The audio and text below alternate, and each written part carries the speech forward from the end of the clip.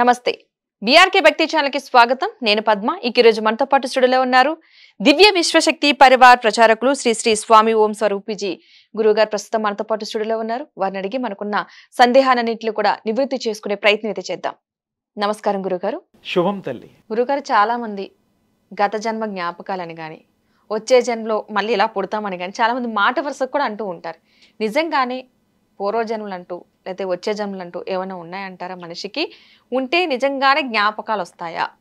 బాగుందమ్మా, చక్కటి ప్రశ్న, తెలుసుకోవాల్సిన ప్రశ్న, తెలియజేయాల్సిన ప్రశ్న. చాలామందికి మీరు చెప్పిన అనుమానాలు ఉన్నా అది సత్యం. పూర్వజన్మ ఉంది.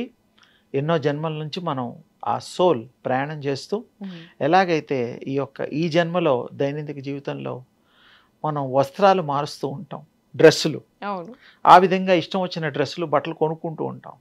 ఆత్మ కొనుక్కోక్కర్లా, కానీ అది ఏ ఇష్టమైన దానికి సంబంధించిన గుణగణాలు కలిగినటువంటి కోరికతో గర్భాలు ఏవైతే ఉన్నాయో అందులో అవి ప్రవేశిస్తాయి.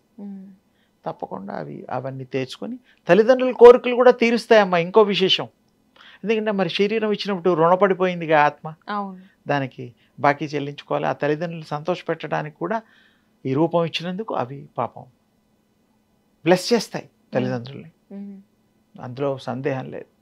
ఆ మిగిలిపోయినటువంటి ప్లానింగ్స్ ఏవైతే ఉన్నాయో అవన్నీ కూడా ఈ జన్మలో అవ్వడం కోసం మళ్ళీ ఈ జన్మ ఎత్తడం, ఇవన్నీ చేయడం, పరిపూర్ణంగా విశేషంగా సంపూర్ణంగా చేసుకున్నాక అదే డిసైడ్ చేసుకోగలుగుతుంది ఇంకా నాకు జన్మలో వద్దని. అది ఒక జన్మకి కొన్ని వందల సంవత్సరాల గ్యాప్ రావచ్చు. ఇప్పుడు మనం ఇల్లు కొనుక్కున్నాం, మళ్ళీ ఎప్పుడు ఇల్లు కొనం, ఇంకా దీనికంటే బెటర్ది కావాలన్నప్పుడు జూబ్లీస్లో వాడు, ఫిలిం సిటీలో అలా ఉన్నాయి కదా చోట్లు, వాళ్ళకి కంఫర్టబుల్గా వాళ్ళకి చాయిస్ని బట్టి తీసుకుంటాం. ఇవి ఇల్లు ఎలాగైతే కొనుక్కోగలుగుతామో సోల్స్ కూడా వాటి కోరికలు ఉంటే అది కనుక తప్పకుండా వేరే శరీరాల్ని, వేరే లోకాల్ని కూడా అది ప్రయాణం చేయగలుగుతుంది. ఉధ్వలోకాలు అంటారు దాన్ని. ఉధ్వలోక ప్రయాణాలు, తేజోలోక ప్రయాణాలు, బ్రహ్మలోక ప్రయాణాలు, విష్ణులోక ప్రయాణాలు, గణేశ స్వామి లోక ప్రయాణాలు, శివలోక ప్రయాణాలు, ఇవన్నీ ఉన్నాయి. అవన్నీ డైమెన్షన్స్ అన్నమాట. ఇవన్నీ యోగం ఒక్కసారి చేస్తే మీకు ఆ కీ తెలుస్తుంది. ప్రపంచంలో కీ అంటే ఏమిటి? యోగము, సంకల్పము. యూనివర్స్ మీ చేతిలో ఉంటుంది. ఒక్కసారి ఆ ఆవరణలోకి వెళ్ళిపోతే, ఎలాగైతే తాళాలు తీసి ఇంట్లోకి వెళ్తే ఇల్లంతా మందైపోతుందో ఆ యొక్క శక్తితో మీరు ఆ ఆరాలోతో ప్రవేశం జరుగుతుంది. అంటే ఆ డైమెన్షన్లోకి ప్రవేశిస్తారు. 360 డైమెన్షన్స్ ఇప్పుడు మన లెక్కలో ఉన్నాయి. 360 డైమెన్షన్స్ కూడా మనం ఒక్కొక్క ఆవరణ అంటాం. ఆవరణలో మనం ప్రయాణం చేస్తున్నాం. ఆలోచన ప్రతిదీ ఒక ఆవరణ, ఒక డైమెన్షన్.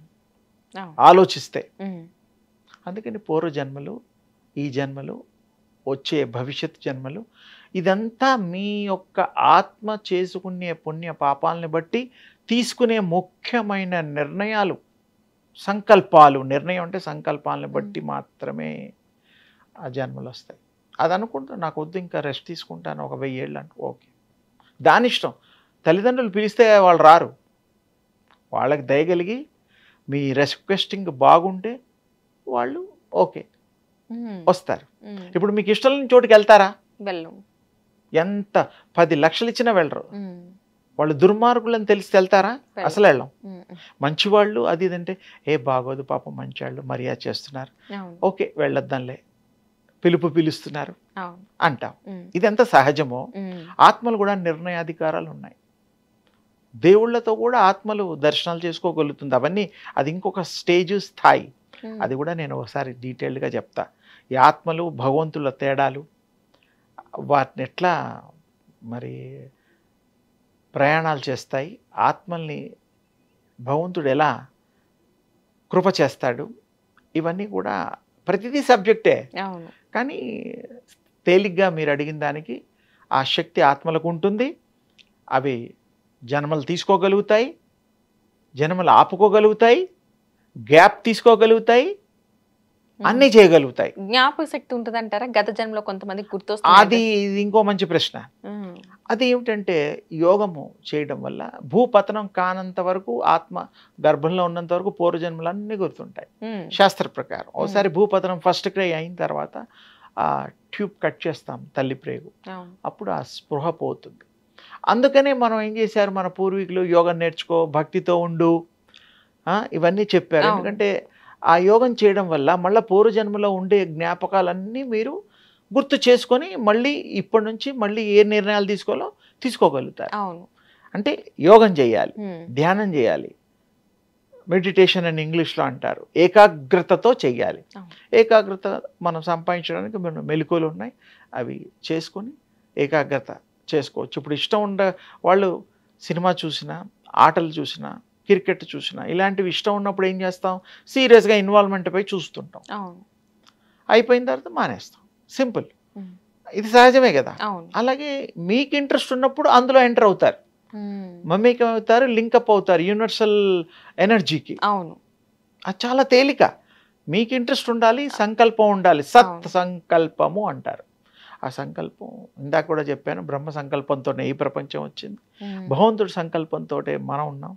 మన మంచి సంకల్పంతో భగవంతుడిని మన హృదయంలో కూర్చోబెట్టుకోవచ్చు.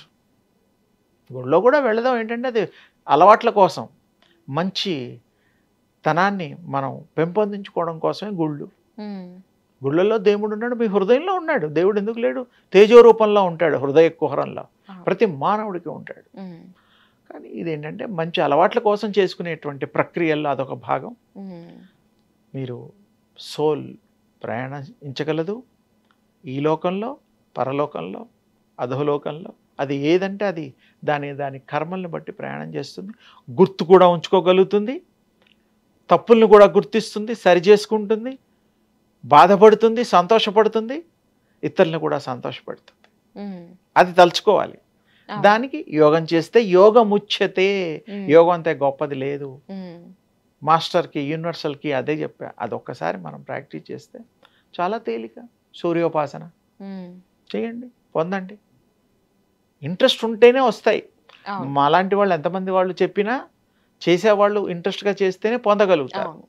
ఎలాగైతే బాగా చదువుకుంటే పాస్ అవుతారని ఇందాక అనుకున్నామో, అవును. బాగా ప్రాక్టీస్ చేస్తే వాళ్ళకి అది కలుగుతుంది, అనుభవాల్లోకి వస్తాయి. ఒక్కసారికి ఏదీ రాదు, ఒక్కసారికి ఏది పొందలేము. ఉమ్. ప్రతిదానికి గ్యాప్ అవసరం.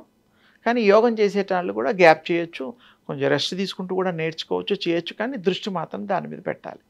పెట్టినప్పుడు తప్పకుండా తదేక ధ్యానం చేస్తే ఉమ్. మీకు మీరే తత్వమసి, యు ఆర్ దట్. ఇంగ్లీష్, మీరే అది అవుతారు. ఉమ్. యద్భావం తద్భవతి, తద్భవతి. యదో దృక్ తదో భావ. ఇవన్నీ ఉమ్. చెప్పేవాళ్ళు మాలాంటి వాళ్ళని ఎంతమంది పిలిచినా ఉమ్. చెప్పినవన్నీ వాళ్ళు స్వీకరించి, మంచిని స్వీకరించి ఉమ్. వాళ్ళకి నచ్చినవి చేస్తే, మంచి ఎవరైనా చెప్పినా వినొచ్చు, తప్పులేదు. అవును. వినదగునెవ్వరు చెప్పినా ఉమ్. తప్పులేదు. అందుకని చేసేసి వాళ్ళందరూ సుఖశాంతులతో వర్ధిల్లాలని మా యొక్క ఆ భగవంతుడి యొక్క కృప సర్వకాల సర్వావస్థలందు వారికి ఉంటుందని, ఉండాలని, ఉండి తీరుతుందని చివరిగా చెప్తూ ఆశీర్వదిస్తున్నాను. ధన్యవాదాలు గురువు గారు, మంచి వివరాలు అందించారు.